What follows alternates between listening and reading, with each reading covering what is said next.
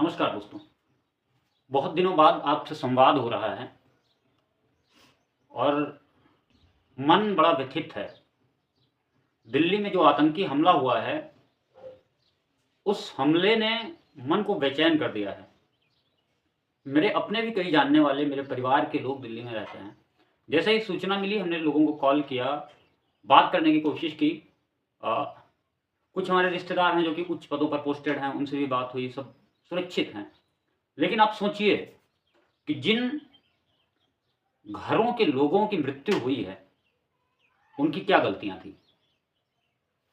जो लोग घायल हुए हैं, अस्पताल में पड़े हैं, कुछ लोग शादियों में जा रहे होंगे, कुछ लोग फंक्शन में जा रहे होंगे, उनकी क्या गलतियां हैं। और फिर सवाल वही उठता है। हालांकि अभी तक कोई रिपोर्ट नहीं आई है, अभी ये नहीं बताया जा रहा है कि ये आतंकी हमला है, आत्मघाती हमला है, कैसा हमला है। ये अभी तक कोई सरकार ने या जांच एजेंसियों ने अभी तक कोई पुष्टि नहीं की है। लेकिन क्या हम सुरक्षित हैं? क्या देश का आम जनमानस देश की राजधानी में सुरक्षित है? ये सवाल तो पूछा जाएगा भाई साहब। एक व्यक्ति जो दिल्ली में शुद्ध वायु की मांग करता है, वो कहता है कि मुझे सांस लेने की आजादी है, तब उसे दिल्ली की पुलिस बसों में भर के जेलों में डाल देती है और केंद्र की सरकार और दिल्ली की सरकार मौन रहती है। और ऐसी घटनाएं हो जाती हैं और पुलिस को दूर दूर तक कोई खबर नहीं रहती है। ये सवाल तो पूछा जाएगा।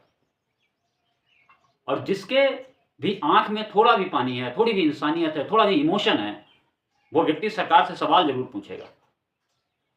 अभी सुबह मैं एक वीडियो देख रहा था, हमारे साथी हैं, अपने आप को राष्ट्र कवि बताते हैं, वो इस घटना में हिंदू मुस्लिम ढूंढ रहे हैं। मैं जानता हूं कि एक जमात है, वो आएगी और पूरे घटना को हिंदू मुस्लिम करने की कोशिश करेगी। लेकिन आप सवाल पूछना सिर्फ सरकार से, सत्ता में बैठे हुए लोगों से, कि यह घटना हुई कैसे, इसका जिम्मेदार है कौन। सड़कों पर ठेला लगाने वालों को तो पुलिस दबा देती है।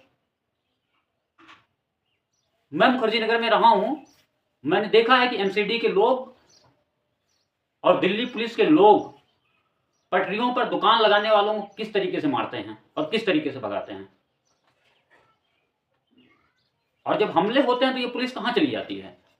सरकार में बैठे लोग, जिम्मेदार लोग कहां चले जाते हैं?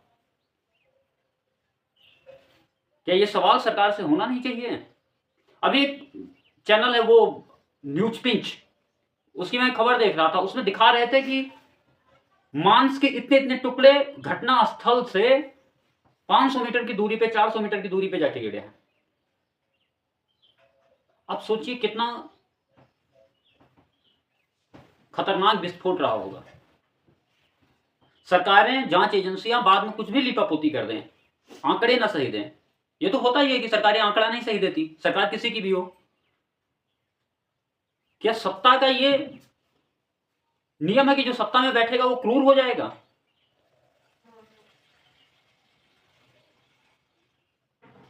अगर सोचिए, अगर आपके घर का कोई होता, आपके परिवार का कोई होता, आपके गांव का कोई होता, आपके मोहल्ले का कोई होता, तो आज आपके ऊपर क्या बीतती होगी।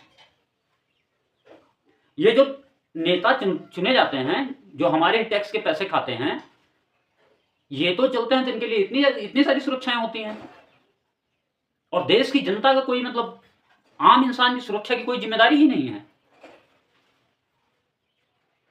और दो कौड़ी के लोग इस पे भी हिंदू मुस्लिम करने आ रहे हैं और अपने आप को कवि बताते हैं।